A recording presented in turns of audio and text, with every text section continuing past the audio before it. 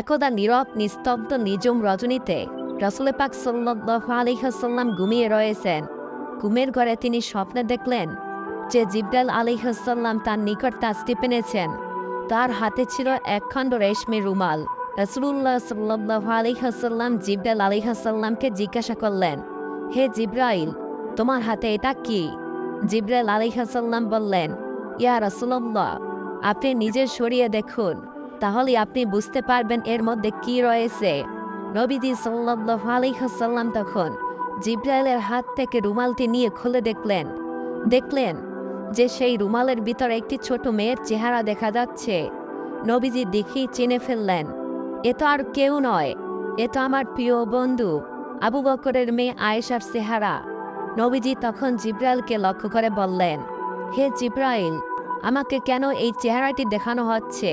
হযরত জিবরাইল আলাইহিস সালাম জবাব দিলেন, ইয়া রাসূলুল্লাহ, তিনি হবেন সেই সৌভাগ্যবতী নারী যিনি এই জীবনে এবং পরজীবনে আপনার স্ত্রী হবেন এবং তার ভালোবাসা দিয়ে আপনার সকল দুঃখ কষ্ট বিরহ ভুলিয়ে দিবেন।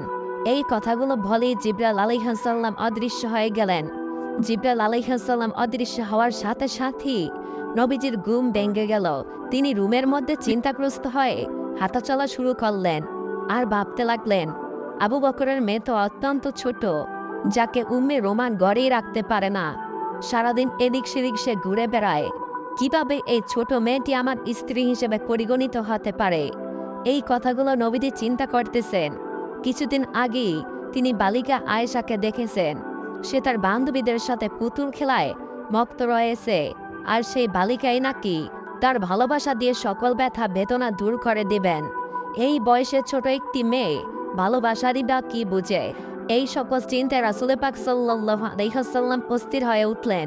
এভাবে নবীজি সাল্লাল্লাহু আলাইহি ওয়াসাল্লাম পরপর ৩ রাত একই স্বপ্ন দেখলেন, যার কারণে তার মনে আর কোনো সন্দেহ থাকল না।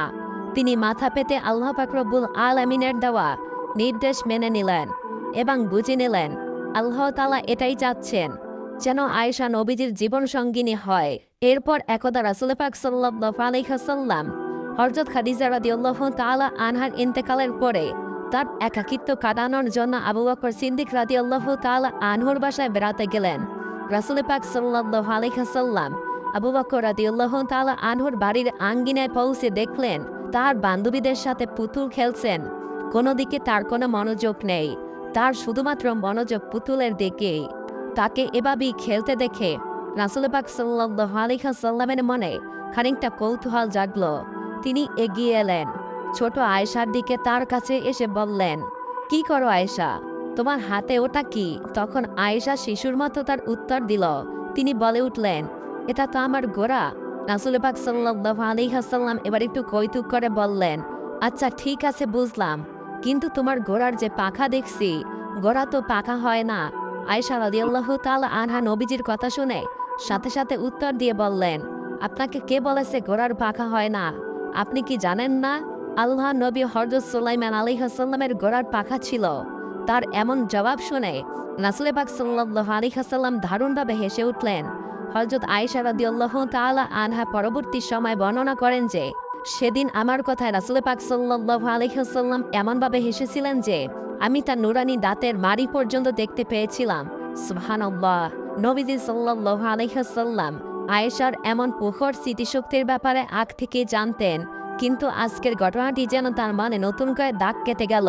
তিনি বালিকা আয়েশার দিকে তাকিয়ে তাকিয়ে ভাবলেন, এই কারণেই কি আল্লাহ তাআলা এই মেয়েকে আমার স্ত্রী হিসেবে গ্রহণ করার সিদ্ধান্ত নিয়েছেন? তার প্রতিভা স্মৃতিশক্তির মাঝেই কি নিহত আছে আমার উম্মতের ভবিষ্যৎ, অন্তর্নিহিত কোনো কল্যাণ? বস্তুত পরবর্তী জীবনে সেটাই হয়েছিল। অর্থাৎ সর্বাধিক হাদিস বর্ণনাকারী ৭ জন সাহাবীর মধ্যে আয়েশা রাদিয়াল্লাহু তাআলা আনহা ছিলেন অন্যতম। তার প্রখর মেধার কারণে তিনি একাই রাসূল পাক সাল্লাল্লাহু আলাইহি ওয়াসাল্লামের ২২১০টি হাদিস বর্ণনা করেছেন। সুবহানাল্লাহ। এরপর নবীজি সাল্লাল্লাহু আলাইহি ওয়াসাল্লাম আল্লাহর নির্দেশ বাস্তবায়নের উদ্দেশ্যে খাওলা বিনতে হাকিমের কাছে গেলেন। খাওলা বিনতে হাকিম ছিলেন হযরত খাদিজা রাদিয়াল্লাহু তাআলা আনহার অন্তরঙ্গ বান্ধবী। খাদিজা রাদিয়াল্লাহু তাআলা আনহা ইন্তেকালের পরে তিনি রাসূল পাক সাল্লাল্লাহু আলাইহি ওয়াসাল্লামের পক্ষ থেকে সাওদা বিনতে জামার নিকটে বিয়ের প্রস্তাব নিয়ে গিয়েছিলেন। আর তার মাধ্যমে নবীজি এবং সাউদা রাদিয়াল্লাহু তাআলা আনহার বিবাহ সংগঠিত হয়েছিল। খাওলা বিনতে হাকিম যেহেতু রাসূল পাক সাল্লাল্লাহু আলাইহি ওয়াসাল্লামের অন্য বিয়ের ক্ষেত্রে অবদান রেখেছেন, এজন্য একদা রাসূল পাক সাল্লাল্লাহু আলাইহি ওয়াসাল্লাম খাওলা বিনতে হাকিমের নিকট গমন করলেন। তার বাড়িতে গিয়ে রাসূল পাক সাল্লাল্লাহু আলাইহি ওয়াসাল্লাম খাওলা বিনতে হাকিমের নিকট সমস্ত স্বপ্নের কথা খুলে বললেন এবং আবু বকর রাদিয়াল্লাহু তাআলা আনহুর নিকটে এই প্রস্তাব পাঠানোর জন্য তাকে আদেশ করেন। রাসূল পাক সাল্লাল্লাহু আলাইহি ওয়াসাল্লাম যখন খাওলা বিনতে হাকিমের নিকট সকল স্বপ্নের কথা খুলে বললেন, খাওলা বিনতে হাকিম অত্যন্ত খুশি হল এবং তিনি রাসূল পাক সাল্লাল্লাহু আলাইহি ওয়াসাল্লামের বিয়ের প্রস্তাব নিয়ে হযরত আবু বকর রাদিয়াল্লাহু তাআলা আনহুর বাড়ির উদ্দেশ্যে রওনা দিলেন।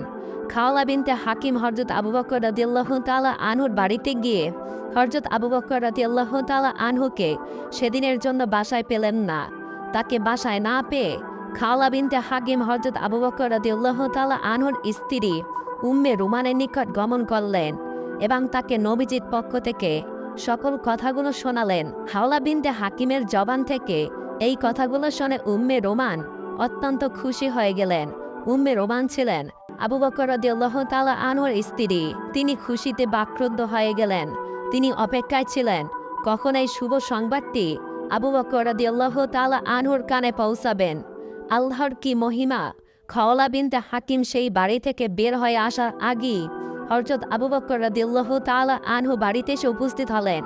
হযরত আবু বকর রাদিয়াল্লাহু তাআলা আনহু উপস্থিত হওয়ার পরে খাওলা বিনতে হাকিম হযরত আবু বকর রাদিয়াল্লাহু তাআলা আনহুকে দেখা মাত্রই আল্লাহ তাআলার দরবারে শুকরিয়া আদায় করলেন এবং হযরত আবু বকর রাদিয়াল্লাহু তাআলা আনহুকে লক্ষ্য করে বললেন, হে আবু বকর, আপনি খেয়াল করে শুনুন, রাসূলুল্লাহ সাল্লাল্লাহু আলাইহি ওয়াসাল্লাম আয়েশার জন্য বিয়ার প্রস্তাব নিয়ে আমাকে পাঠিয়েছেন আপনার নিকটে। এতে আপনার মতামত কি? আমাকে মেহেরবানি করে খুলে বলুন। এবার খাওলা বিনতে হাকিমের মুখে এমন কথা শুনে হযরত আবু বকর রাদিয়াল্লাহু তাআলা আনহু খুশিতে আত্মহারা হয়ে গেলেন। কেননা তিনি রাসূল আকরাম সাল্লাল্লাহু আলাইহি ওয়াসাল্লামের সাথে আত্মীয়তার সম্পর্ক করতে চেয়েছিলেন, কিন্তু কখনো মুখ ফুটে তিনি বলতে পারেননি। তবে আজকে যেহেতু নবীজি সাল্লাল্লাহু আলাইহি ওয়াসাল্লাম নিজ থেকে প্রস্তাব পাঠিয়েছেন, এই খবরে আবু বকর রাদিয়াল্লাহু তাআলা আনহু অত্যন্ত খুশি হল এবং সে আল্লাহর দরবারে সেজদায় পতিত হলেন। আর তিনি বুঝে নিলেন এটা অবশ্যই আল্লাহ তাআলারই ইচ্ছা। আল্লাহ তাআলাই চাচ্ছেন যেন আমি আমার মেয়েকে নবীজির নিকট বিয়ের ব্যবস্থা করে দেই। সেজদা থেকে মাথা উত্তোলন করে তিনি এই বিষয়ে চিন্তিত হয়ে পড়লেন এবং খাওলাকে লক্ষ্য করে বললেন, হে খাওলা, এই বিয়ে কিভাবে হতে পারে? রাসূল পাক সাল্লাল্লাহু আলাইহি ওয়াসাল্লাম তো আমার ভাই, আর আয়েশা তার বাতিজি, আর বাতিজির সাথে তো বিয়ে হতে পারে না। আবু বকর রাদিয়াল্লাহু তাআলা আনহুর কথা শুনে খাওলা রাসূল পাক সাল্লাল্লাহু আলাইহি ওয়াসাল্লামের কাছে সমাধান আনতে গেলেন। রাসূল পাক সাল্লাল্লাহু আলাইহি ওয়াসাল্লাম খাওলার কথা শুনে মুস্কি হেসে জবাব দিলেন, আবু বকর তো আমার নিজের রক্তের ভাই না, সে তো আমার ধর্মীয় ভাই। সেই ক্ষেত্রে এই বিয়েতে সম্পর্ক নিয়ে কোনো সমস্যা নেই। নবীজির মুখে এমন কথা শোনার পরে খাওলা বিনতে হাকিম খুশি মনে আবু বকর রাদিয়াল্লাহু তাআলা আনহুর নিকটে এই খুশির সংবাদ দেওয়ার উদ্দেশ্যে রওনা করলেন এবং তাকে সব কথা খুলে বললেন। হযরত আবু বকর রাদিয়াল্লাহু তাআলা আনহু খুশির সংবাদ শুনে তার অন্তরে খুশির খুশবু বইতে শুরু করল। এদিক থেকে বালিকা আয়েশা রাদিয়াল্লাহু তাআলা আনহা প্রতিবেশীর বাড়িতে সঙ্গীদের সাথে পুতুল খেলায় মত্ত ছিলেন, আর অন্যদিকে তার দুধ মা ওয়াইলা রাদিয়াল্লাহু তাআলা আনহা তাকে খুঁজতে ব্যস্ত হয়ে পড়লেন। অবশেষে তাকে এক প্রতিবেশীর বাড়িতে খুঁজে পেলেন এবং বাড়িতে নিয়ে আসলেন।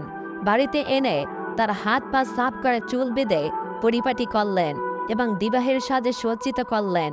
অতঃপর বিয়ের সাজে সজ্জিত হওয়ার পর হযরত আয়েশা রাদিয়াল্লাহু তাআলা আনহাকে নিয়ে বাগদান অনুষ্ঠানে উপস্থিত করালেন। এই অনুষ্ঠানটি একেবারে ছোট পরিসরে হয়েছিল। সেখানে শুধুমাত্র হযরত আয়েশা রাদিয়াল্লাহু তাআলা আনহা ও তার মা উম্মে রুমান, আবু বকর রাদিয়াল্লাহু তাআলা আনহু, 2-3 জন সাহাবী এবং রাসূল পাক সাল্লাল্লাহু আলাইহি ওয়াসাল্লাম ছাড়া আর কেউ উপস্থিত ছিলেন না। অতঃপর বিয়ের অনুষ্ঠান শুরু হলে হযরত আবু বকর রাদিয়াল্লাহু তাআলা আনহু নিজেই খুতবা পাঠ করলেন এবং 500 দিরহাম মোহরানা নির্ধারণ করলেন, আর এর মাধ্যমে বিবাহের কাজ সম্পূর্ণ হয়ে গেল। এটাই ছিল সর্বকালের সর্বশ্রেষ্ঠ মহামানব রাসূল পাক সাল্লাল্লাহু আলাইহি ওয়াসাল্লামের বিবাহ অনুষ্ঠান। তারপর রাসূল পাক সাল্লাল্লাহু আলাইহি ওয়াসাল্লাম মক্কার জমিনে দিনের দাওয়াত দেওয়ার ক্ষেত্রে ব্যস্ত হয়ে পড়লেন। আর আয়েশা রাদিয়াল্লাহু তাআলা আনহা তার মা বাবার কাছে থেকে পাড়া প্রতিবেশী বান্ধবীদের সাথে মেতে থাকলেন সেই পুতুল খেলায়।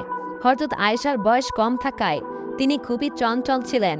উম্মে রোমান বালিকা আয়েশা রাদিয়াল্লাহু তাআলা আনহাকে শাসন করলেও তিনি কথাই শুনতেন না। তাই একদিন তিনি খুব বকাবকি করলেন।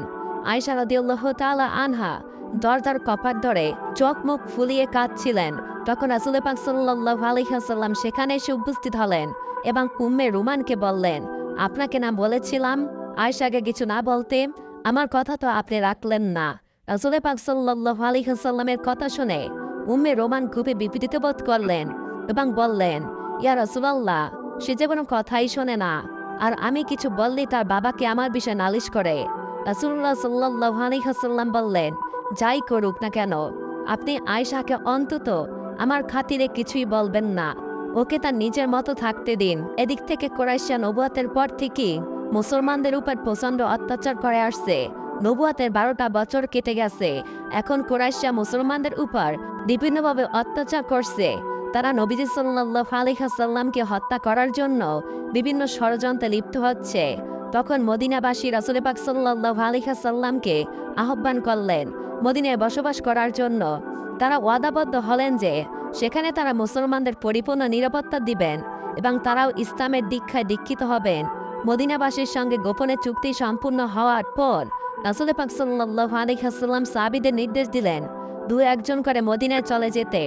তবে যেতে হবে অত্যন্ত গোপনে, যাতে করে মক্কার কাফিরেরা জানতে না পারে।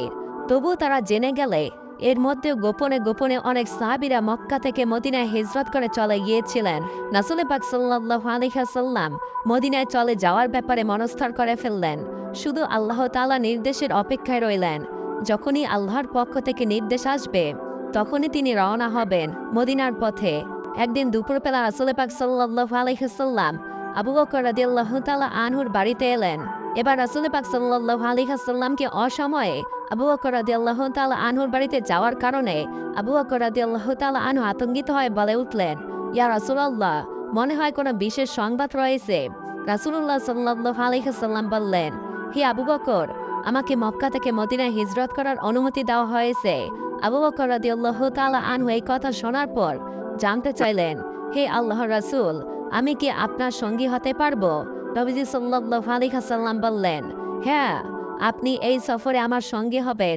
নবীজির কথা শুনে আবু বকর রাদিয়াল্লাহু তাআলা আনহু সঙ্গী হওয়ার খুশিতে কান্না করে দিলেন এবং বলে উঠলেন, ইয়া রাসূলুল্লাহ, আপনার জন্য আমার পিতামাতা কোরবান হোক। যেদিন আপনি মদিনায় হিজরত করার আগ্রহ প্রকাশ করেছেন সেদিনই আমি 2টো উট কিনে লালন পালন করা শুরু করে দিয়েছিলাম। আবু বকর রাদিয়াল্লাহু তাআলা আনহুর থেকে এই কথা শুনে রাসূল পাক সাল্লাল্লাহু আলাইহি ওয়াসাল্লাম অত্যন্ত খুশি হলেন এবং তিনি আবু বকর রাদিয়াল্লাহু তাআলা আনহুর বাসায় সন্ধ্যা হওয়ার অপেক্ষায় বসে রইলেন। আর এদিক থেকে হযরত আবু বকর রাদিয়াল্লাহু তাআলা আনহু সফরের সকল প্রস্তুতি গ্রহণ করলেন। রাসূলুল্লাহ সাল্লাল্লাহু আলাইহি ওয়াসাল্লাম গোপন সূত্রে জানতে পেরেছেন আবু জেহেল সহ অন্যান্য কুরাইশ নেতারা মিলিত হয়েছে রাতের আঁধারে মুহাম্মদ সাল্লাল্লাহু আলাইহি ওয়াসাল্লামকে দুনিয়ার বুক থেকে সরিয়ে দেওয়ার জন্য। রাসূলুল্লাহ সাল্লাল্লাহু আলাইহি ওয়াসাল্লাম এই সংবাদ জানার পর তার চাচাতো ভাই আলী রাদিয়াল্লাহু তাআলা আনহুকে ডেকে বললেন এবং তার নিকট সমস্ত মানুষদের আমানতগুলো বুঝিয়ে দিলেন এবং তাকে নবীজির ঘরে নবীজির বিছানায় ঘুমিয়ে থাকার জন্য আদেশ ফরমালেন। তখন হযরত আলী রাদিয়াল্লাহু তাআলা আনহু নবীজির কাছ থেকে সকল আমানত নিয়ে নবীজির বাসার উদ্দেশ্যে রওনা করল। এদিক থেকে যখন মক্কার রাত ঘনিয়ে এলো, রাসূল পাক সাল্লাল্লাহু আলাইহি ওয়াসাল্লাম চোখের পানিতে সিক্ত হয়ে আল্লাহ তাআলার দরবারে প্রার্থনা করলেন এবং তিনি হযরত আবু বকর রাদিয়াল্লাহু তাআলা আনহুকে সঙ্গে নিয়ে সফরের উদ্দেশ্যে দাঁড়ালেন। রাসূলুল্লাহ সাল্লাল্লাহু আলাইহি ওয়াসাল্লাম যখন উটের পিঠে আরোহণ করে রওনা করবেন সেই সময় তিনি একটু মুচকে এসে হযরত আয়েশা রাদিয়াল্লাহু তাআলা আনহাকে বললেন, হে আয়েশা, তুমি আমাদের জন্য দোয়া করো, আমরা হিজরতের উদ্দেশ্যে রওনা হয়েছি।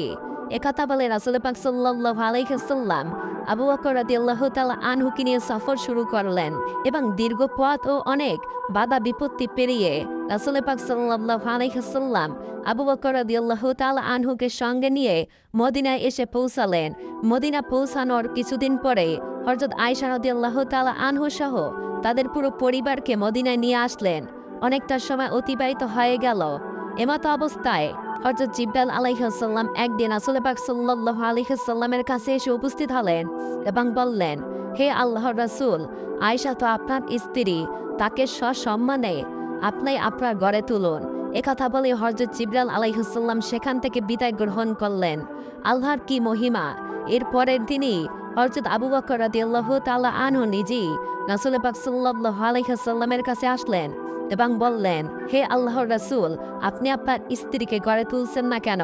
রাসূল পাক সাল্লাল্লাহু আলাইহি সাল্লাম খানিকটা বিব্রত বোধ করলেন, তবে তিনি স্পষ্ট করে বললেন, আমি এই ব্যাপারে ভাবছি, কেননা মোহরের সম্পূর্ণ টাকা আমার নিকটে নেই। তখন আবু বকর রাদিয়াল্লাহু তাআলা আনহু এই কথাটি শুনে তিনি নবীজির কাছ থেকে অনুমতি নিয়ে বাড়ির উদ্দেশ্যে রওনা দিলেন আর মনে মনে ভাবতে লাগলেন যে এমন সময় যদি নবীজিকে খুশি করা যায় তাহলে এটা অনেক উত্তম কাজ হবে। এই চিন্তা করে তিনি তার ঘরে প্রবেশ করলেন এবং ঘর থেকে 500 দিরহাম নিয়ে আবার নবীজির উদ্দেশ্যে রওনা করলেন। নবীজির নিকটে গিয়ে সমস্ত টাকা রাসূল পাক সাল্লাল্লাহু আলাইহি সাল্লামকে হাদিয়া দিলেন। রাসূলুল্লাহ সাল্লাল্লাহু আলাইহি সাল্লাম আবু বকর রাদিয়াল্লাহু তাআলা আনহুর হাদিয়া গ্রহণ করলেন এবং ওই হাদিয়াগুলো হযরত আয়েশা রাদিয়াল্লাহু তাআলা আনহার মোহরানা হিসেবে তার নিকট পৌঁছে দিলেন। এর মাধ্যমে তিনি তার মোহরানা আদায় করে দিলেন। তখন আয়েশা রাদিয়াল্লাহু তাআলা আনহার বয়স মাত্র 9 বছর। রাসূল পাক সাল্লাল্লাহু আলাইহি সাল্লাম আল্লাহ তাআলার হুকুমে তার বিবাহিত স্ত্রী আয়েশা রাদিয়াল্লাহু তাআলা আনহাকে নিজের বাসায় নিয়ে আসবেন। সেই উদ্দেশ্যে রাসূল পাক সাল্লাল্লাহু আলাইহি সাল্লাম সাহাবায়ে কেরামদেরকে নিয়ে এবং আবু বকর রাদিয়াল্লাহু তাআলা আনহুর পরিবারকে নিয়ে ছোট একটি অনুষ্ঠান করলেন। সেই অনুষ্ঠানের মাধ্যমে আয়েশা রাদিয়াল্লাহু তাআলা আনহাকে নিজের বাসায় নিয়ে আসলেন আর এর মাধ্যমে শুরু হলো রাসূল পাক সাল্লাল্লাহু আলাইহি সাল্লাম এবং আয়েশা রাদিয়াল্লাহু তাআলা আনহার সংসার জীবন। হযরত আয়েশা রাদিয়াল্লাহু তাআলা আনহাকে নিয়ে নবীজি যেই ঘরে থাকতেন, কিতাবের মাঝে সেই ঘরের বর্ণনা এইভাবে এসেছে, তা ছিল ছোট একটি ঘর, চারপাশে দেওয়াল মাটির তৈরি ছিল, ছাদের ছাউনি ছিল খেজুর পাতা ও খেজুর ডালের তৈরি। বৃষ্টির পানি যেন ঘরের ভিতরে না আসে এই জন্য ছাউনের উপরে ছিল কম্বল জাতীয় এক ধরনের কাপড়ের বিছানা।